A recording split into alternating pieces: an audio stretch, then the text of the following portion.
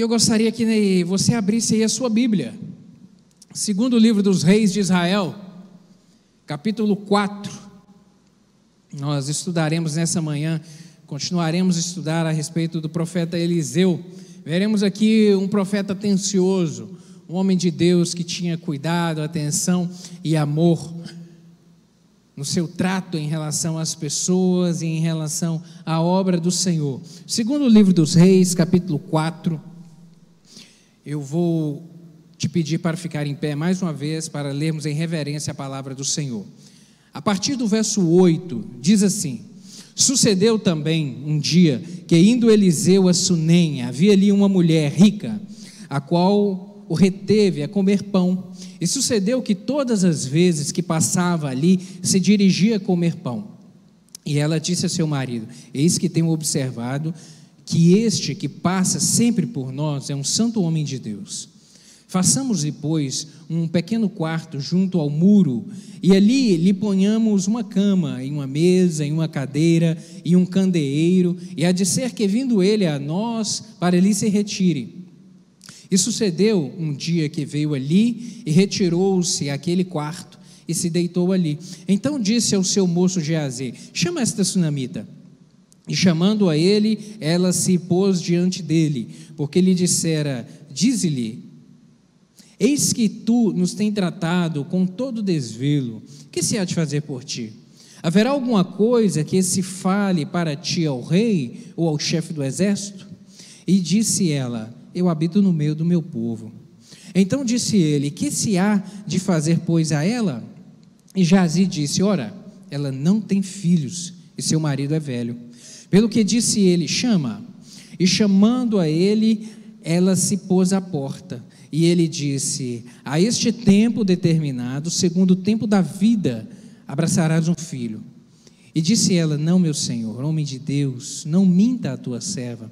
E aconteceu, e concebeu a mulher, e deu à luz um filho, no tal tempo determinado, segundo o tempo da vida que Eliseu lhe dissera. Amém. Vamos parar por aqui, feche seus olhos mais uma vez. Espírito Santo, clamamos ao Senhor graça para compreendermos a Tua palavra nessa hora. Fala conosco, em nome de Jesus. Fala de uma maneira individualizada ao coração de cada um dos meus irmãos aqui. Me dá graça para transmitir essa palavra. Eu dependo inteiramente do Senhor, em nome de Jesus. E que possamos sair daqui nessa manhã mais uma vez impactados, fortalecidos pela santa palavra do Senhor. Abençoe cada um dos nossos irmãos que estão conectados conosco nessa hora. Meu Deus, aquieta o espírito. Eu lhe peço qualquer, meu Deus, intervenção do inimigo que queira roubar essa palavra, em nome de Jesus, seja repreendido aqui, meu Deus, e ó Deus, onde cada um dos nossos irmãos que estão conectados conosco também estão acompanhando essa mensagem. Fala conosco, é o que eu lhe clamo em nome de Jesus, amém. Pode se sentar, querido.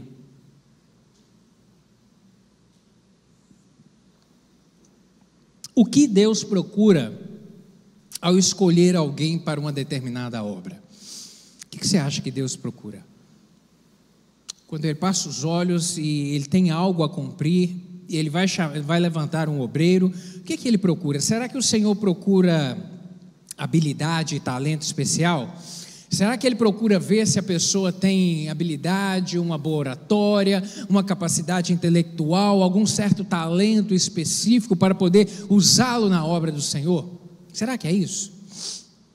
Quando nós voltamos os olhos para a palavra do Senhor, para os personagens que Deus levantou ao longo da história e tem levantado ainda, nós vemos que não é assim. Não é assim. Não é isso que Deus procura.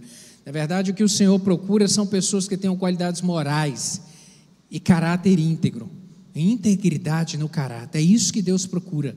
É isso que Deus passa os olhos sobre a terra para encontrar homens e mulheres com esse perfil para poder usá-los na obra do Senhor. Lembra naquele evento, e por que, pastor, que o senhor está dizendo isso? Com base em quê? Com base na palavra do Senhor. Lembra daquele evento lá, registrado no livro de Jó, capítulo 1, aquele diálogo entre Deus e o diabo? O que Deus diz lá? Jó, capítulo 1, verso 8, diz assim: perguntou ainda o Senhor a Satanás: observaste meu servo Jó?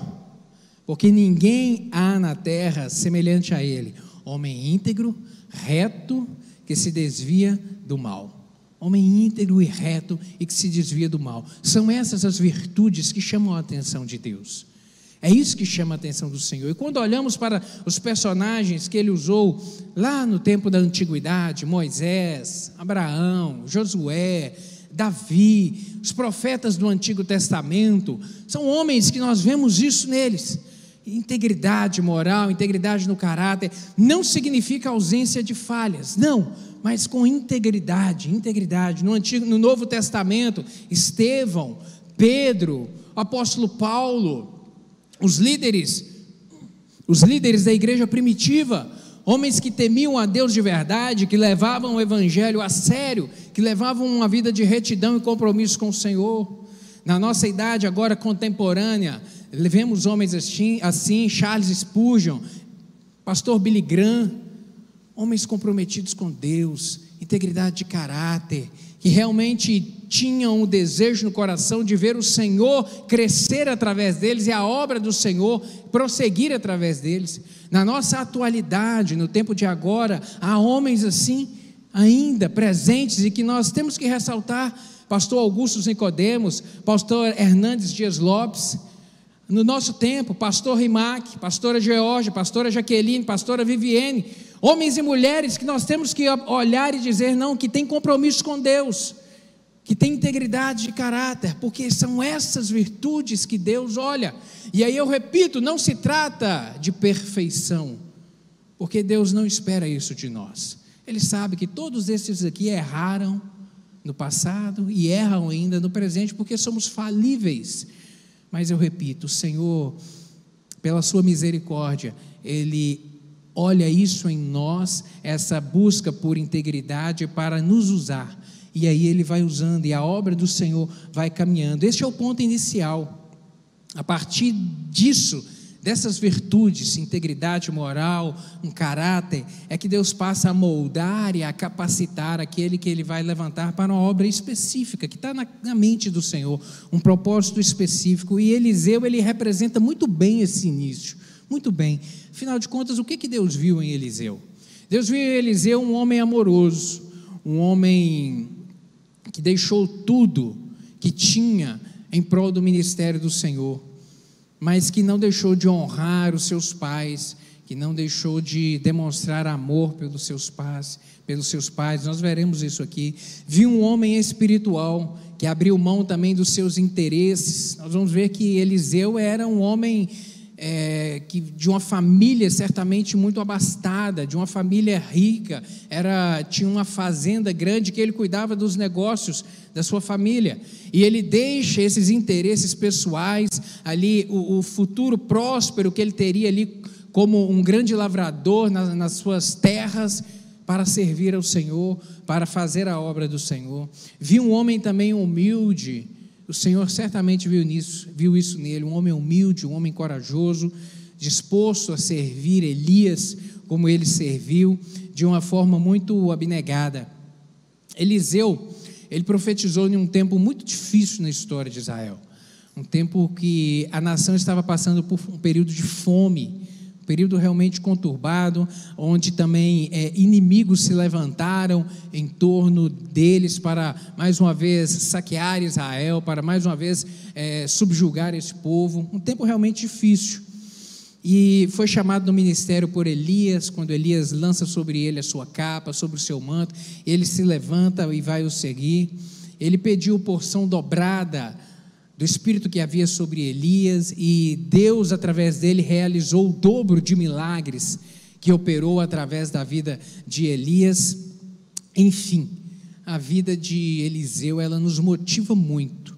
Hoje, 2.800 anos depois, aproximadamente, muitas pessoas ainda são impactadas no mundo inteiro pela vida e o testemunho desse homem e aquilo que ele deixou registrado na história.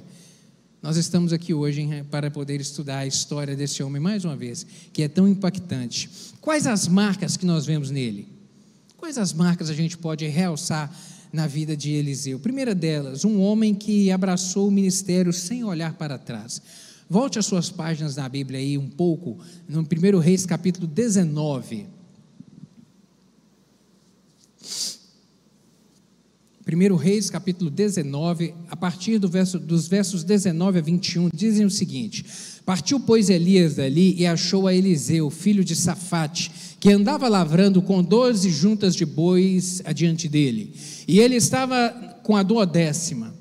Elias passou por ele e lançou o seu manto sobre ele. Então deixou este os bois, correu após Elias e disse: deixa-me beijar a meu pai e a minha mãe, e então te seguirei. Elias respondeu-lhe: vai e volta, pois já sabes o que eu te fiz.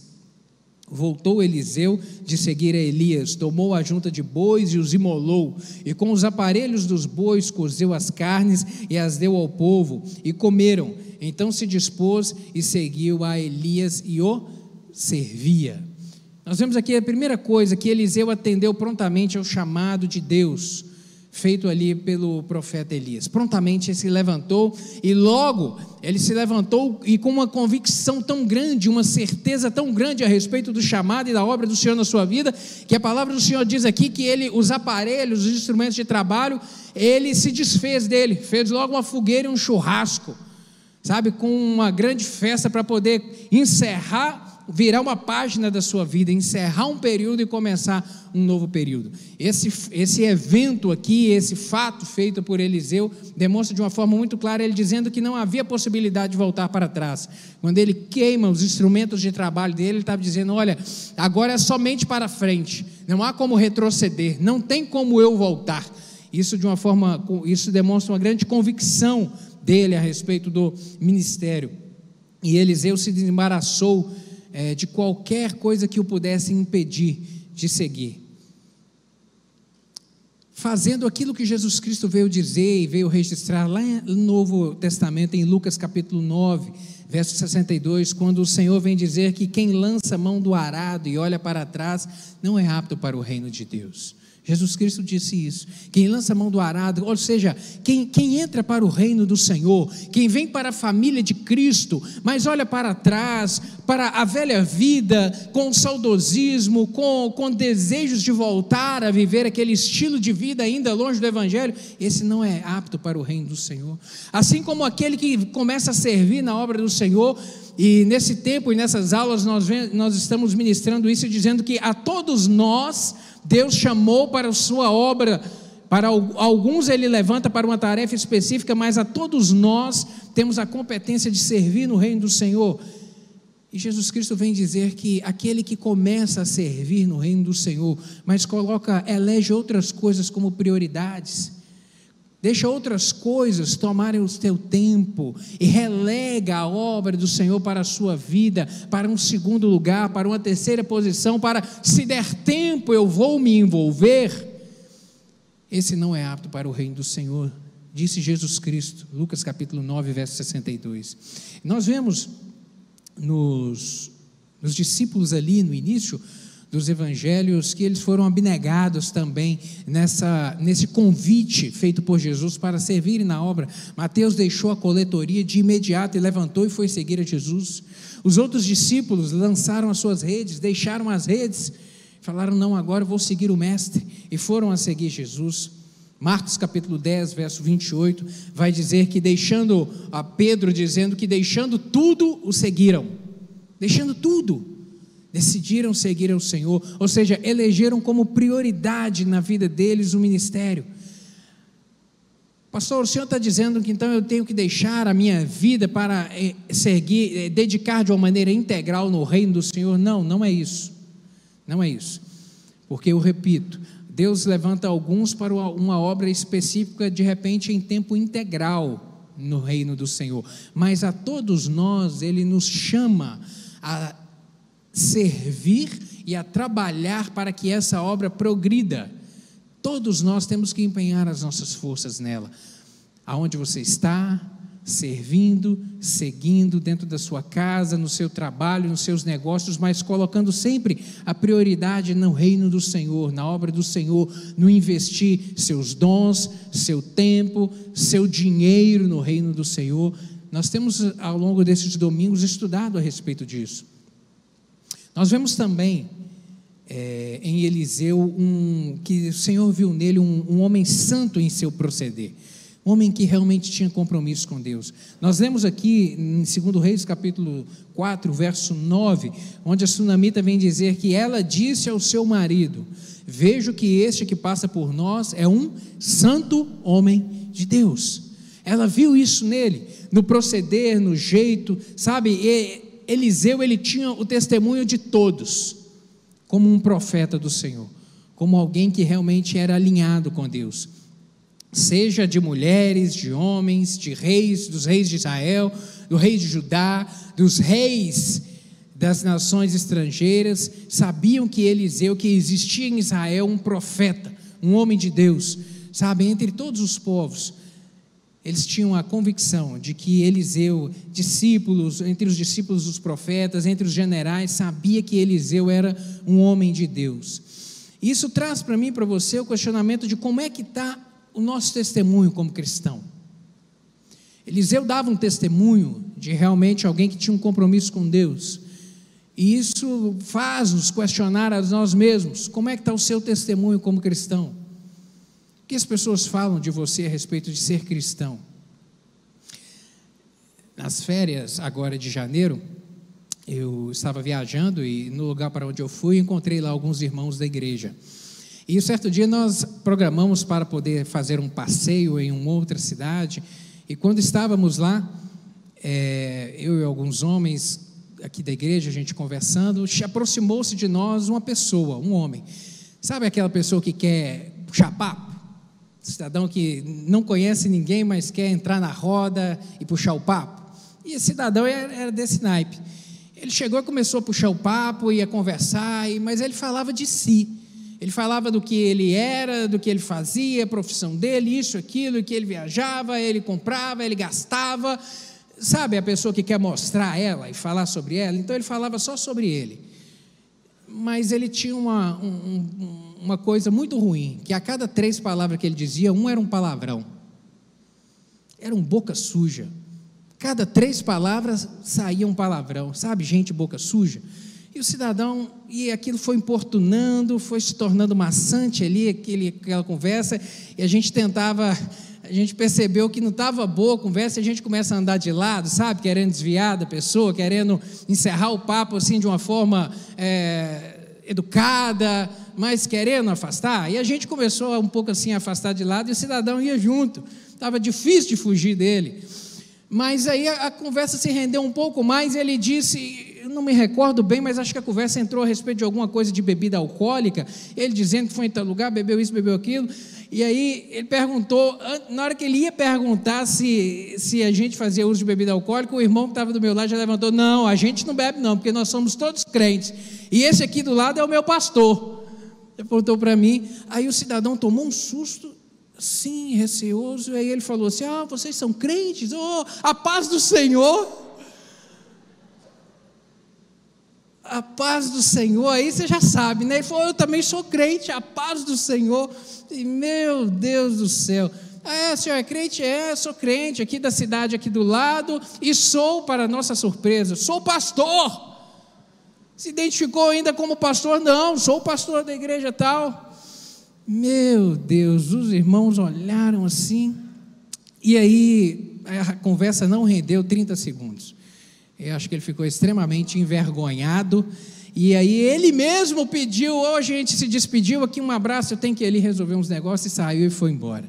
Aí quando ele partiu, o irmão que estava do meu lado olhou: pastor, mas que péssimo exemplo de pastor, hein? O cidadão arrogante fala tanta coisa dele, e ainda uma boca suja, misericórdia, que péssimo exemplo de pastor. Falei: querido, mais do que isso, não só de pastor, de cristão, sim, querido, não,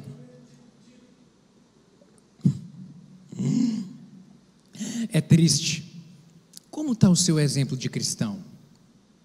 As pessoas que estão do seu lado, o que elas veem em você? Veem marcas de Jesus em você?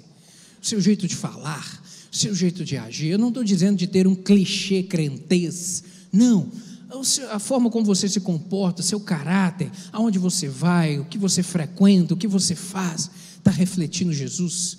Eliseu refletia Jesus. Eliseu não precisava de repente dar uma carteirada para ninguém para falar que era crente. Nós vemos aqui que a sunamita olhou e falou com seu marido: eu vejo que esse homem é um santo homem de Deus, eu vejo que ele tem as marcas de que serve um Deus poderoso na vida dele, a marca de quem realmente é diferente. E eu e você, querido, somos chamados realmente a sermos diferentes, a levarmos realmente o Senhor a sério. Uma outra marca que nós vemos aqui nele é que ele era um homem humilde. Por quê? Porque ele servia Elias. Durante muito tempo ele serviu Elias, ele deitava, a Bíblia fala lá em 2 Reis, capítulo 3, verso 11, a parte B, diz assim, que respondeu um dos servos do rei de Israel: aqui está Eliseu, filho de Safate, que deitava água sobre as mãos de Elias. Deitava água, a Bíblia na versão NVI vai dizer que ele servia, ele era um auxiliar de Elias. Se dispôs a servir, e só serve quem tem humildade. Só é disposto a servir, a se colocar numa posição de aprender, de ajudar, de auxiliar, quem realmente tem humildade no coração. Quem não é humilde para aprender, jamais será grande. Isso é um princípio, isso é uma grande verdade. Quem não tem humildade para sentar, para ouvir, para aprender, para assimilar conhecimento, ele jamais será grande, porque a arrogância, a palavra própria do Senhor diz isso, que a soberba precede a ruína. A soberba precede a ruína sempre. Nós vemos aqui essa marca em Eliseu também. Vemos também que ele seguia um grande modelo. Eliseu seguia Elias, um grande modelo, um grande homem de Deus, sabe? Ele não abriu mão de andar com Elias, de aprender de Elias, de observar Elias e de querer ser igual a Elias. E tanto é que ele queria ser igual a Elias, imitar Elias, que quando Elias diz a ele que, olha, o Senhor virá me buscar, ele diz, e faça-me um pedido, o que você quer? Ele falou: eu quero ser igual a você, 2 vezes, eu quero porção dobrada do Espírito que está sobre você. Era um mentor, e ele desejava ser igual a esse homem que era um ótimo exemplo, um grande exemplo. E aí eu te pergunto, quem é que tem sido o seu modelo? Quem tem sido o modelo? Para quem você tem olhado? Quem você tem observado? Sabe? Quais são os seus heróis? Esse tempo que a gente tem vivido hoje de rede social, onde tantos seguem, você tem a oportunidade de seguir tantas pessoas, olhar para tantas pessoas, aprender sobre as coisas que tantas pessoas estão ensinando e compartilhando. A quem você tem seguido? As pessoas na rede social que você tem seguido são gente que contribui realmente a respeito da palavra do Senhor, gente que traz ensinamento, é gente digno de ser imitado. Isso tem que mexer comigo e contigo, querido, porque na rede social hoje tem se pulverizado esse seguir, e você segue tanta gente, ouve tanta coisa e está assimilando, e de repente você pode falar: não, mas isso não mexe comigo, isso não me influencia. Não, influencia sim. Tanto é que essas pessoas são chamadas de quê? Influenciadores digitais. Estão influenciando. E aí, quem é que você está seguindo? Por quem você está sendo influenciado? Quem é que tem tomado o seu tempo nas redes sociais? A quem você tem emprestado os seus ouvidos e os seus olhos nas redes sociais? Pense nisso, querido. Eliseu decidiu olhar para Elias, aprender de Elias, imitar Elias. Pense nisso. Quem é que tem sido os seus heróis nesse tempo de hoje? E a palavra do Senhor nos deixa isso de uma forma muito clara, que isso produz efeito na gente. Tem uma frase que diz: diga-me com quem tu andas e eu direi quem tu és. Muitos acham que isso é um versículo bíblico, parece que tem tanto uma cara de versículo, né? Tem uma cara de que está lá em Provérbios capítulo tal, que realmente parece, mas não é um versículo, mas ele é baseado em palavras do Senhor. Provérbios capítulo 13, verso 20, diz o seguinte: que aquele que anda com o sábio será cada vez mais sábio, mas o companheiro dos tolos acabará mal. Aquele que anda com o sábio, ele aprenderá, ele será cada vez mais sábio, mas aquele que anda com o tolo, com o negligente, com o que fala coisa que não edifica, que não contribui, ele vai acabar mal. Por quê? Porque ele vai acabar imitando essa pessoa. 1 Coríntios capítulo 15, verso 33, lá no Novo Testamento, o apóstolo Paulo também vai dizer que não se deixe enganar, as más conversações corrompem os bons costumes. Isso é o quê? Influência. Você está do lado, você vai copiar, você vai aprender, você vai assimilar aquilo das pessoas que estão do seu lado. Hoje os coaches estão dizendo que você é o resumo das 5 pessoas mais próximas de você. Isso é uma grande verdade. Por quê? Porque as 5 pessoas mais próximas de você, os seus amigos, realmente são aqueles que vão te influenciar mais. Isso é uma grande verdade.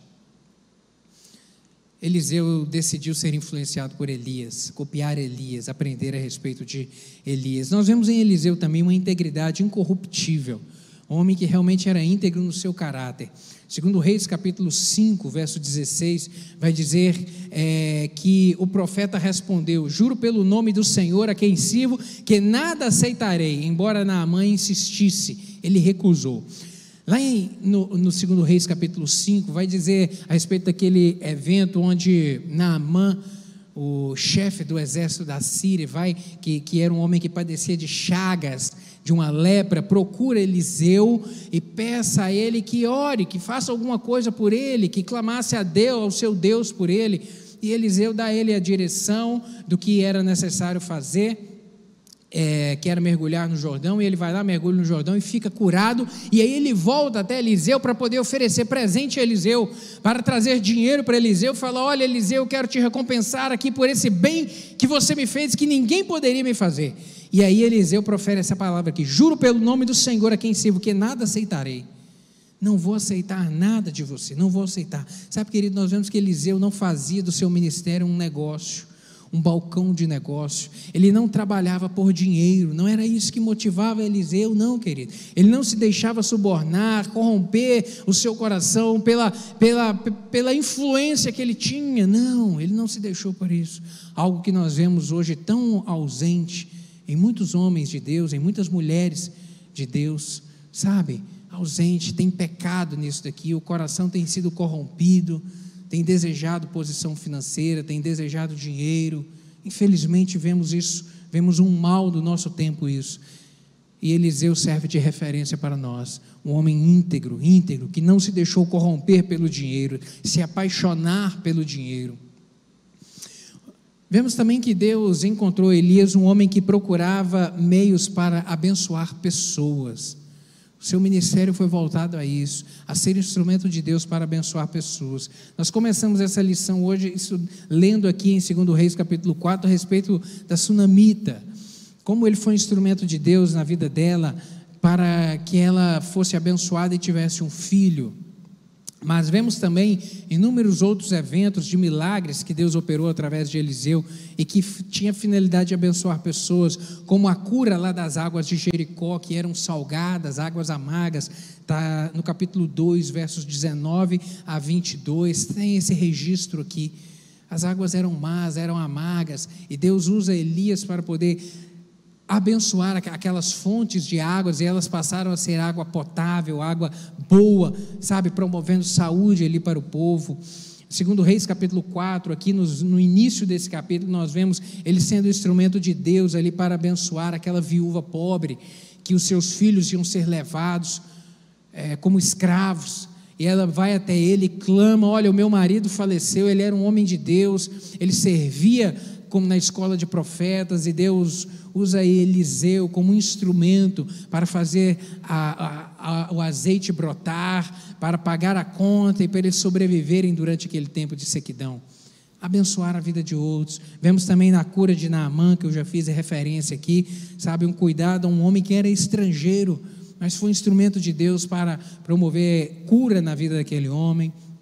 O evento da morte da panela, aqui nos versos 38 a 41 desse mesmo capítulo 4, onde na escola de profetas eles vão fazer um grande sopão, e ali alguém joga uma erva, que era uma erva daninha, dentro da panela. Não poderiam comer aquele alimento, e Eliseu também é usado ali como um instrumento de Deus para resolver aquele problema, para fazer cessar aquele veneno que existia ali, aquela morte na panela. Eliseu foi usado também como líder lá na escola de profetas, num tempo de sequidão e também esterilidade espiritual em Israel. Ele estava ali plantando a semente na vida de outros que Deus estava levantando para trazer a palavra da verdade à nação, ao povo naquele momento. Todos, queridos, esses milagres foram para ajudar pessoas e nunca para se promover. Não vemos em momento algum Eliseu arrebanhando as pessoas em volta de si, subindo num palanque, querendo chamar a atenção, mesmo para ser instrumento de Deus na vida das pessoas, mas usar isso em prol da sua honra, da sua fama, para que o seu nome corresse. Não vemos isso nesse homem. Vemos que o seu interesse era levantar o nome do Senhor na sua vida. Um ótimo exemplo que serve para nós e que nos instrui sobre quando formos instrumento de Deus, quando Deus te usar para alguma coisa, quando Deus te usar para abençoar alguém, que o nome dele seja honrado e não o seu, que o nome dele seja honrado. Lá no Novo Testamento, Jesus Cristo vem dizer: olha, o que a sua mão direita faz, que a sua mão esquerda não saiba. Por quê? Porque quem deve ser honrado é o Senhor. Sempre o Senhor, sempre o nome do Senhor, sempre o nome do Senhor. Vemos aqui também que o que mais Deus viu em Eliseu? Deus viu um homem que tinha discernimento espiritual, um grande discernimento espiritual, porque andava com intimidade com o Senhor, sabe, buscando ao Senhor, servindo ao Senhor. Os olhos, e aí quando a gente fala sobre o aspecto espiritual, que os olhos naturais, cegos pelo pecado, eles não têm discernimento. Os olhos naturais, cegos pelo pecado, porque o pecado tem essa capacidade de cegar, de trazer insensibilidade espiritual, e o pecado torna o mundo espiritual imperceptível aos nossos olhos, promove realmente uma cegueira que causa o mal e que causa ruína.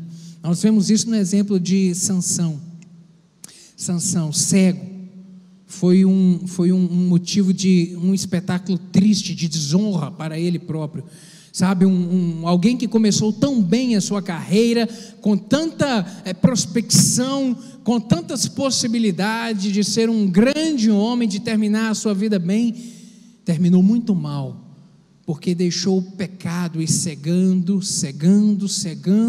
as coisas, a realidade espiritual que estava em torno dele, até que ele sucumbiu, e pelos seus inimigos ele teve os seus olhos vazados, e terminou muito mal a sua história.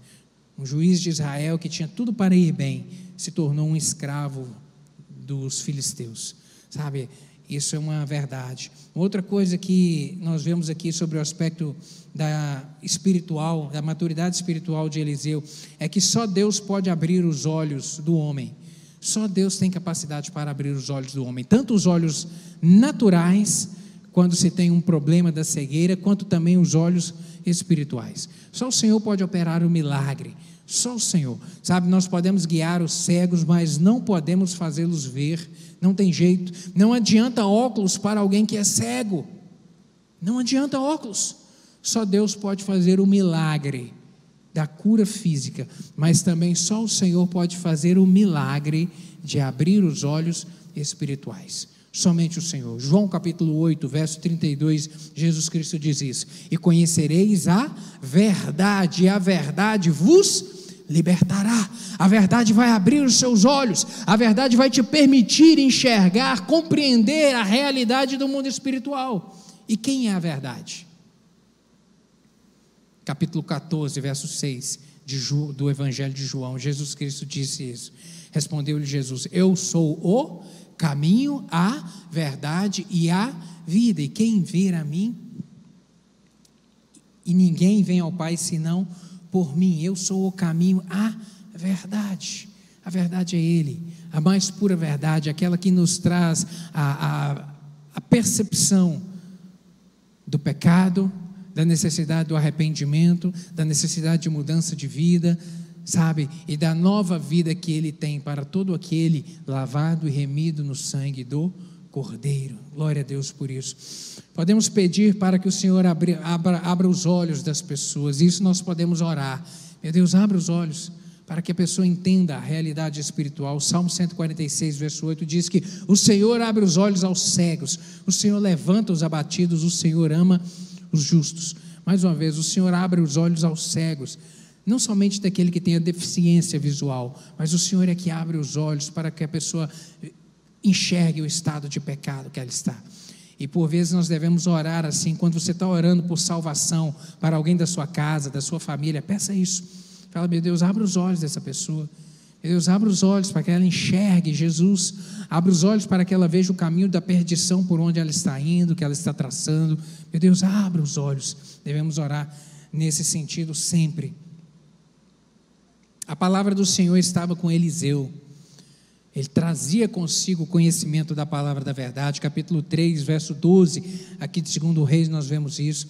E nós vemos aqui no capítulo 4, verso 17, o verso que nós lemos, que ele, com a sensibilidade espiritual dele com o Senhor, permitiu ele compreender a aflição dessa mulher sunamita, a aflição dela que não tinha filhos, e que a ausência, a infertilidade ou a esterilidade nesse momento aqui na cultura de Israel era algo muito ruim para a mulher, sabe? E ele percebeu isso. A esterilidade era motivo de vergonha, e ele percebeu isso na vida dela, e percebeu que ela precisava de um milagre, precisava de fazer algo, não ficou inerte em razão disso.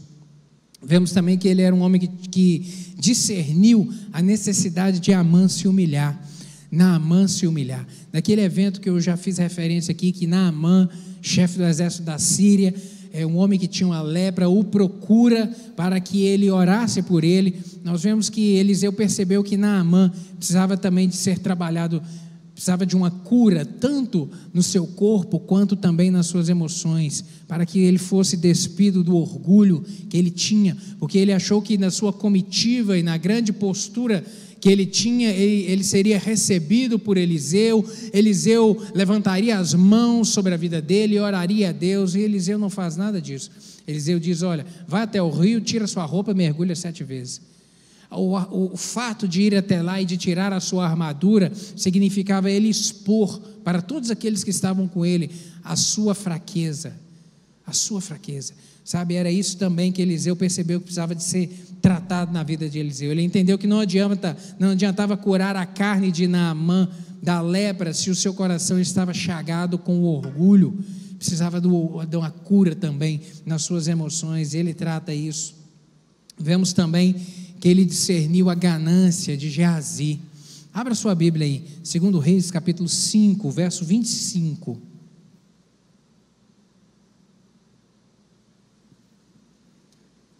Dentro desse mesmo contexto aqui, desse mesmo fato envolvendo Naamã, essa cura, eu disse que Naamã vem até Eliseu, oferece dinheiro, ele recusa, ele fala: não, comigo não tem negócio, o que eu fiz por você foi ser instrumento de Deus para te abençoar. E aí ele despede Naamã vai embora. Aí acontece que Geazi, que era o servo de Eliseu, ele se vê atraído pelo dinheiro, e ele vai atrás de Naamã, para poder pedir a Naamã, procura Naamã e fala: Naamã, Eliseu não quis, mas eu quero.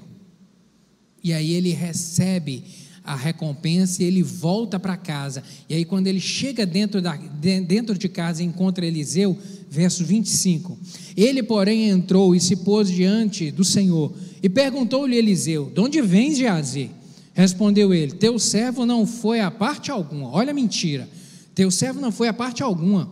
Porém ele lhe disse: porventura não fui contigo em espírito quando aquele homem voltou do seu carro a encontrar-te?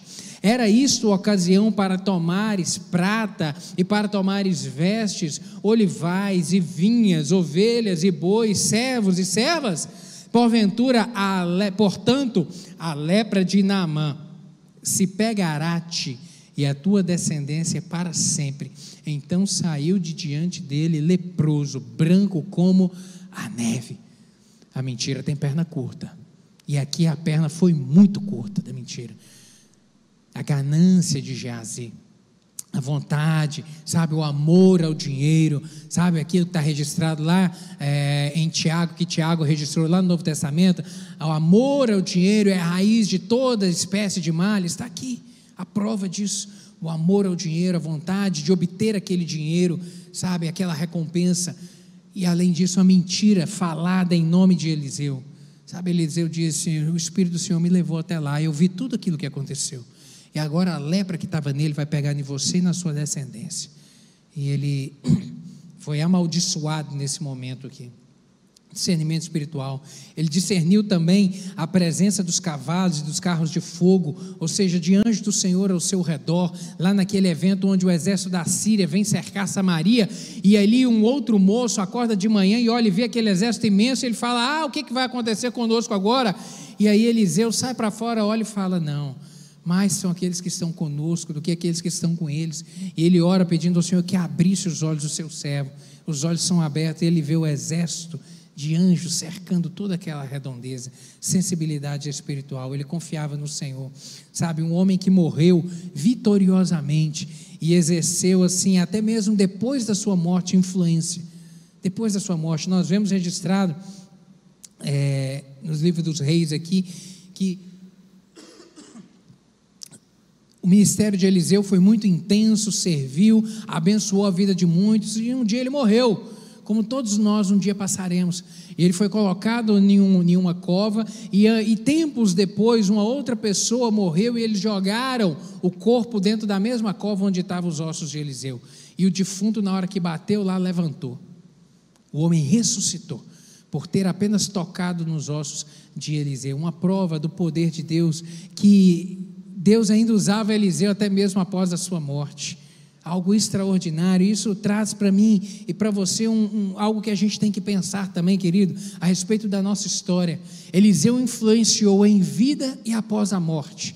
E aí eu te pergunto, você tem influenciado em vida?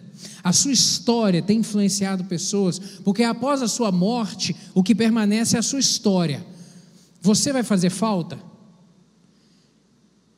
Se você hoje fechar os olhos, você vai fazer falta?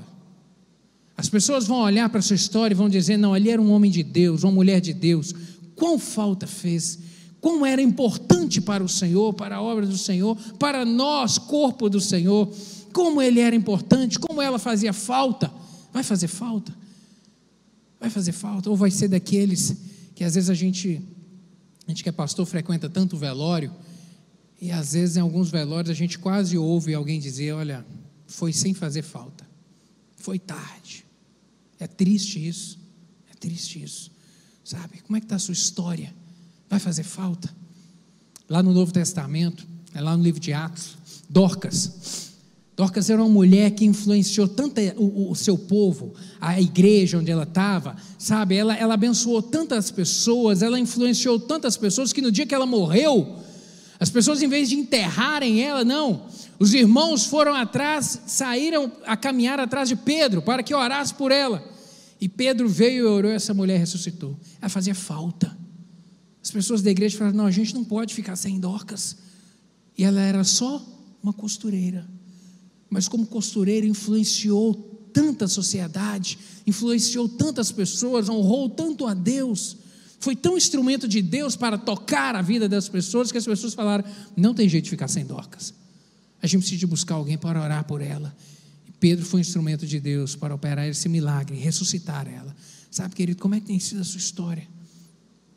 Quem ouvir a sua história vai reviver. A sua história, depois que você for daqui, vai ser uma história que vai promover vida ou que vai promover morte nas pessoas.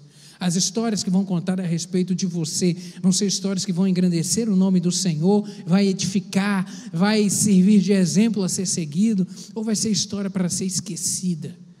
Pense nisso, querido, pense nisso. Eliseu, para nós encerrarmos essa lição nessa manhã, ele foi um profeta prestativo, que abençoou, repito, foi um instrumento de Deus para tocar na vida das pessoas com amor, com cuidado. E nesse capítulo 4 aqui, onde nós lemos esse evento dele com a Sunamita, essa é uma das histórias assim mais impactantes e comoventes aqui do Antigo Testamento, onde uma mulher estéril, ela gozava de uma ótima condição financeira, seu marido era um fazendeiro, uma boa condição, tinha em razão da casa, a continuidade do texto vai falando que ele tinha a sua fazenda, cuidava das suas terras, sabe, e era uma mulher desconhecida, uma mulher que o nome dela não é revelado na Bíblia, apenas a terra, por isso é chamada de Sunamita, porque ela era da terra de Sunem, sabe, mas ela lutou pelo seu sonho, lutou por algo que ela desejava, que ela ansiava, e não se decepcionou, e não se decepcionou em servir ao Senhor, porque quem anda com Deus, ele jamais é decepcionado, porque Deus é Deus de amor. Essa história aconteceu mais ou menos uns 800 anos antes de Jesus Cristo, sabe?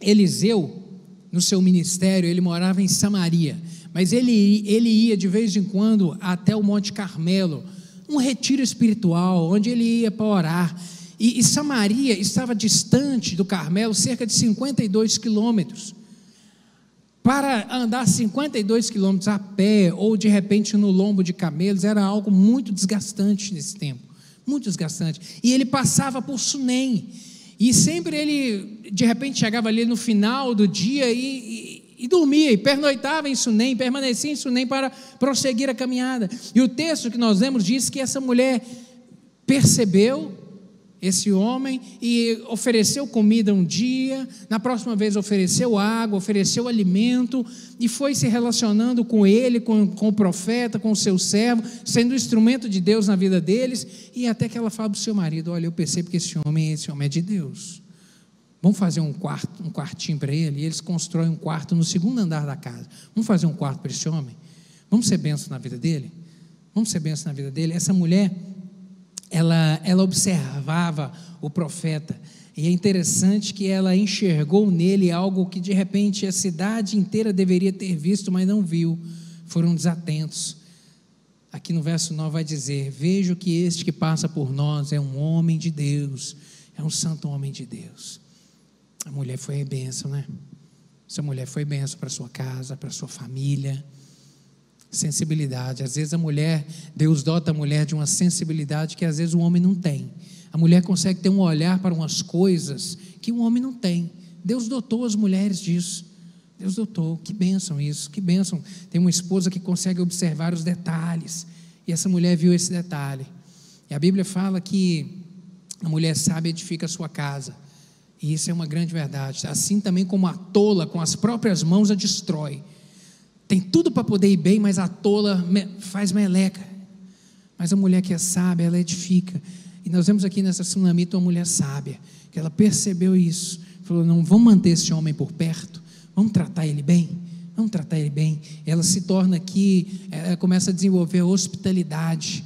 Nós vemos isso na vida dela, começa a receber bem, e a atitude de ajudar o profeta e Geazi refletiu o seu zelo e o seu amor também por Deus.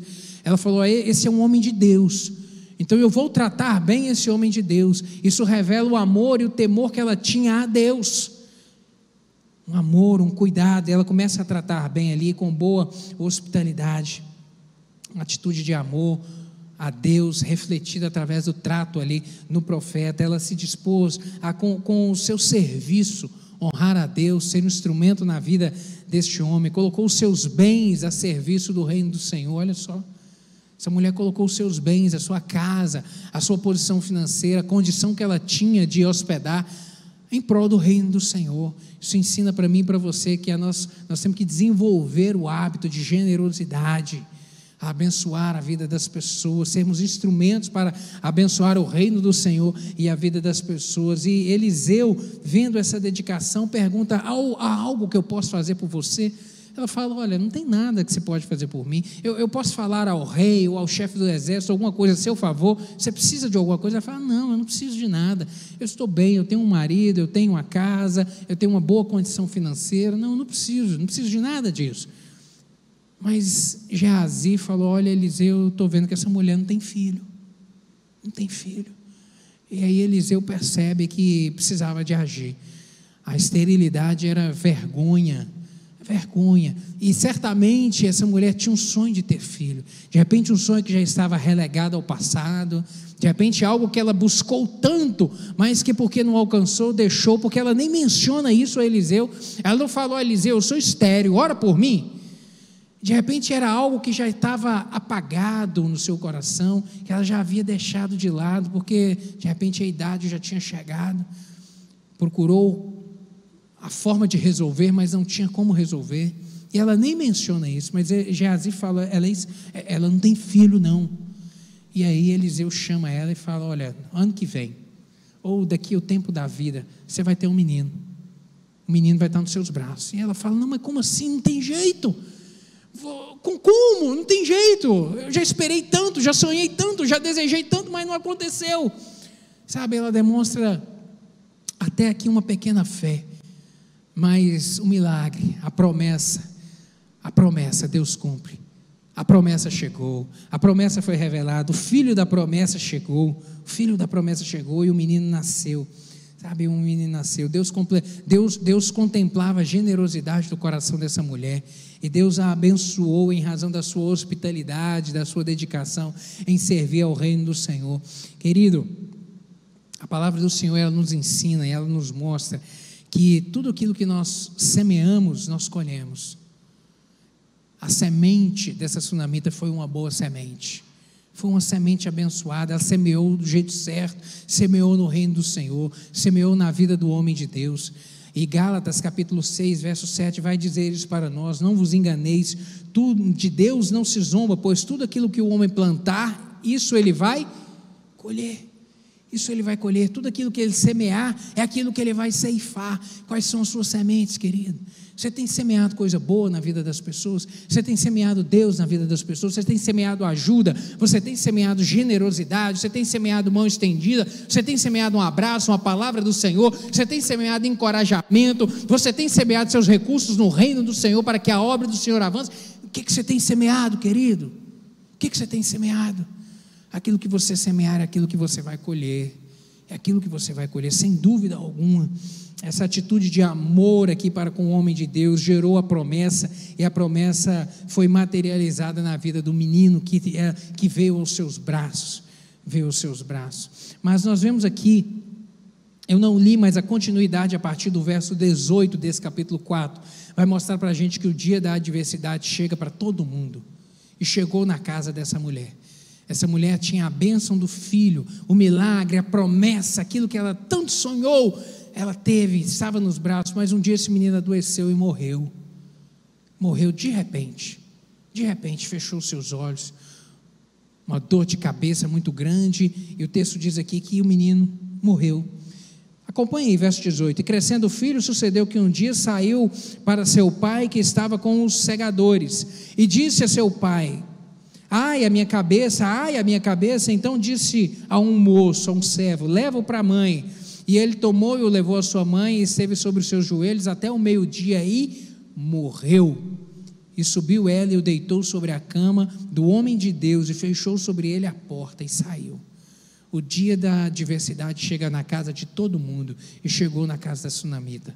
Mas a reação que ela teve à adversidade é que mostra que essa mulher teve uma fé amadurecida, porque ela deixa o filho morto em casa, nem avisou o marido que o menino morreu. Ela saiu em disparado e foi procurar Eliseu. Ela sabia que o homem de Deus era instrumento de Deus, e que Deus poderia utilizá-lo para fazer o milagre que ela precisava de novo que fosse feito. E o texto diz que ela arruma um carro aqui, que é o cavalo. Ela pede a um dos seus servos: prepare o carro. E ela fala para o chofé: toca para frente e não para ninguém. E ela sai em disparada, e ela encontra Eliseu, e quando encontra Eliseu, ela comunica isso a ele. Eliseu fala: Geazi, vai na minha frente, coloca o meu bordão sobre a cabeça do menino, que eu vou atrás. A atenção que Eliseu também teve com ela, e ele segue junto com ela até em casa, e quando chega em casa, ele clama ao Senhor. A continuidade do capítulo aqui vai dizer que ele deitou sobre o menino para aquecê-lo, e ele orou, ele pediu a Deus que fizesse um milagre, que intervisse, que mudasse aquela história. E Deus é Deus de poder. Deus é Deus de poder, Deus é Deus de milagre.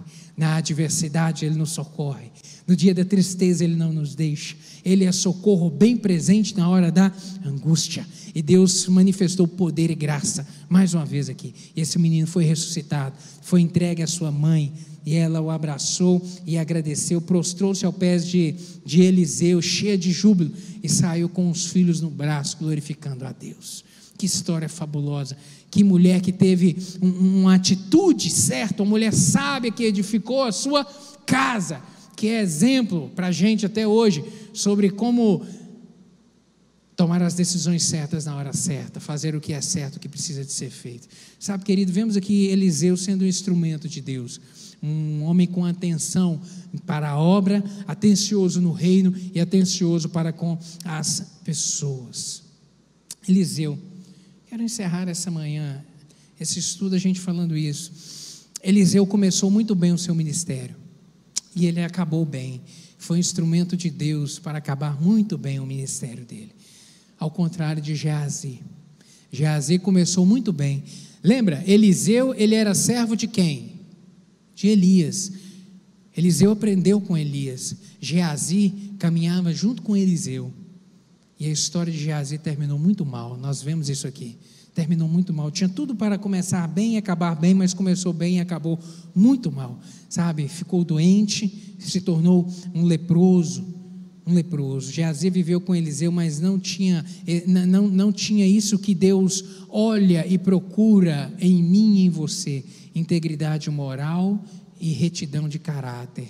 Isso que Deus olha, que Deus passa os olhos. Ele não encontrou isso em Geazi, e Geazi pereceu por conta disso. Não saia daqui hoje, meu querido, em nome de Jesus, não saia daqui hoje de repente com essa mesma chaga que veio sobre Geazi, sabe, com isso que causou tanto mal a ele, sabe, que foi motivo de vergonha e desonra para ele. É possível nessa manhã aqui você sair diferente, sabe? Peça a Deus que tire esse fardo que de repente está sobre os seus ombros, que está causando tanta dor, tanta angústia, está te impedindo de servir ao Senhor. Peça a Deus porção dobrada do Espírito. Eu gostaria de te convidar a ficar de pé, para nós orarmos juntos nessa hora.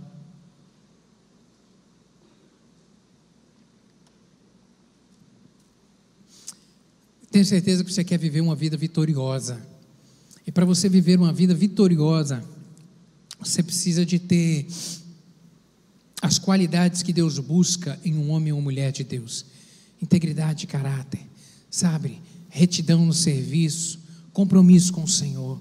É isso que Deus olha em você nessa manhã, e em nome de Jesus, queria que você fechasse seus olhos e lembrasse disso.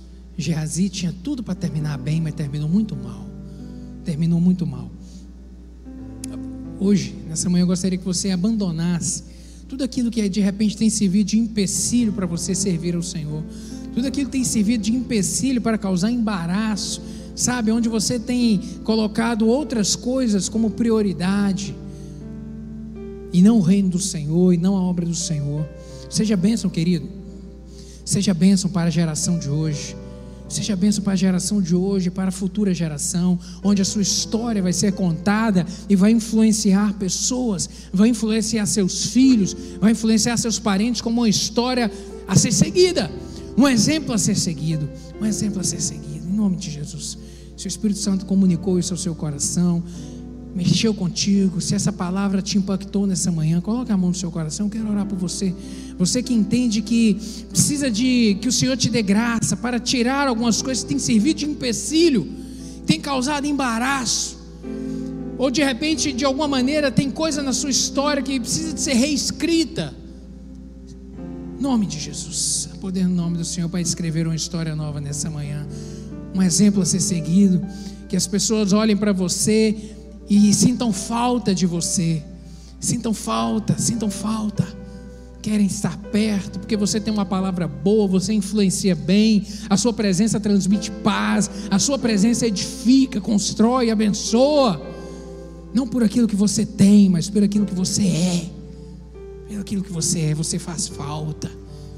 Pai, obrigado pela tua palavra, obrigado por esse exemplo que nós vemos na vida de Eliseu, um homem de Deus, um homem de Deus, um homem que teve compromisso com o Senhor, um homem que honrou o Senhor, meu Deus, e que hoje, 2.800 anos depois, nos influencia, meu Deus, em nome de Jesus, nessa manhã, meu Pai, vidas aqui foram tocadas a respeito de, ó Deus, ter um compromisso com o Senhor, meu Deus, de subir um degrau a mais no compromisso com o Senhor, meu Deus, de construir uma história que edifique o nome do Senhor, que honre o nome do Senhor e que seja exemplo na vida de outros, para tocarem na sua geração e nas que ainda virão, em nome de Jesus. O Senhor conhece na vida de cada um aqui, meu Deus, as decisões que estão sendo tomadas a respeito do que precisa de ser mudado.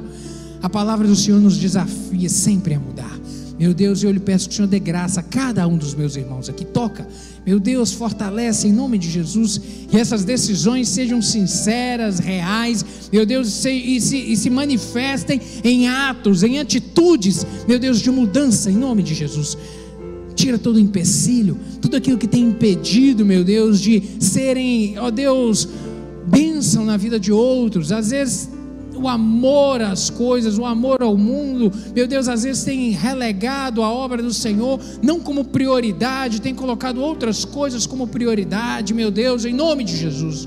Que nessa manhã os nossos olhos estejam voltados para o Senhor, meu Deus, com a compreensão de que Jesus Cristo está às portas, e obrigado, meu Pai, porque o Senhor deixou a tua palavra lá em Mateus capítulo 24, meu Deus, esse alerta desses sinais do tempo do fim, em nome de Jesus. Que nessa manhã, meu Deus, nós voltemos os olhos para nos alinharmos, meu Deus, com o Senhor, com a convicção de que o Senhor está na iminência de voltar. Em nome de Jesus, completa essa palavra no coração de cada um dos meus irmãos, manifestando sinais e prodígios para a honra e glória do nome de Jesus. É o que eu lhe peço. Amém. Amém. Toma posse, meu querido. Deus te abençoe em nome de Jesus.